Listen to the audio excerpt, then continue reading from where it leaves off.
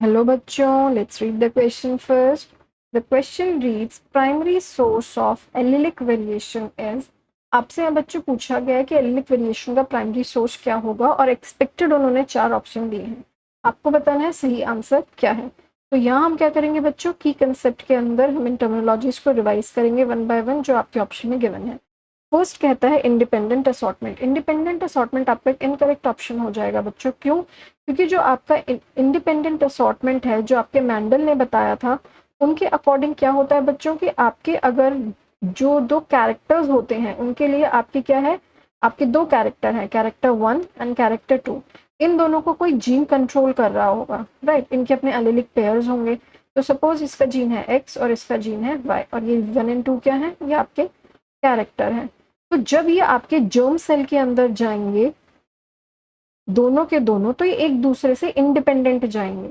आपके इस एक्स के पास दो कैरेक्टर होंगे ना, कैपिटल एक्स एलिलिक पेयर होंगे और एक स्मॉल एक्स. इसी तरह से वाई के पास भी होंगे कैपिटल वाई और एक होगा आपका स्मॉल वाई. तो ये capital X small X, capital Y small Y, independent assortment कहता है एक दूसरे से इंडिपेंडेंटली मूव करते, डिपेंड नहीं करते. मतलब ये नहीं है कि कैपिटल कैपिटल के साथ ही जाएगा, स्मॉल स्मॉल के साथ ही जाएगा. तो जर्म सेल जो आपका बनता है उसमें जो होता है 4 कॉम्बिनेशन यहाँ पे बन सकते हैं. जैसे आपका एक कॉम्बिनेशन क्या हो जाएगा, कैपिटल एक्स कैपिटल वाई के साथ जाएगा. एक कॉम्बिनेशन हो जाएगा कैपिटल एक्स स्मॉल वाई के साथ जाएगा. सिमिलरली कॉम्बिनेशन हो जाएगा स्मॉल एक्स कैपिटल वाई के साथ जाएगा, या फिर स्मॉल एक्स स्मॉल वाई के साथ जाएगा. So this is what is your independent assortment. पर ये कहीं भी वेरिएशन से रिस्पॉन्सिबल नहीं है. सो दैट्स वाई ऑप्शन क्या हो जाता है, इनकरेक्ट हो जाता है. सेकेंड वो आपका कहता है रिकॉम्बिनेशन. रिकॉम्बिनेशन यहाँ पे करेक्ट ऑप्शन है बच्चों. क्यों? क्योंकि अगर हम रिकॉम्बिनेशन को हम स्टडी करें तो रिकॉम्बिनेशन का कब होता है आपका, जब आपका मियोसिस 1 के अंदर क्रॉसिंग ओवर होती है.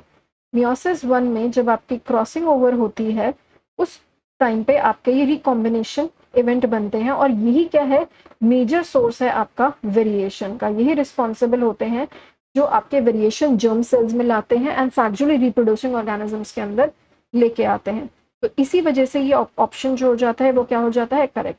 थर्ड ऑप्शन आता है आपका बच्चे म्यूटेशन. म्यूटेशन एक इनकरेक्ट ऑप्शन है बच्चों.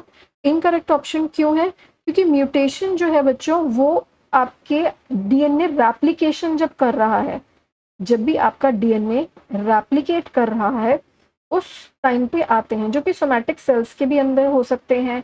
मोर ओवर ये जो म्यूटेशन है ये आपके एक्सटर्नल फैक्टर्स की वजह से भी हो सकते हैं. तो ये प्राइमरी सोर्स नहीं है बच्चों, इसके लिए एक्सटर्नल एंड आपका इंटरनल दोनों फैक्टर्स जो हैं आपके रिस्पॉन्सिबल होते हैं.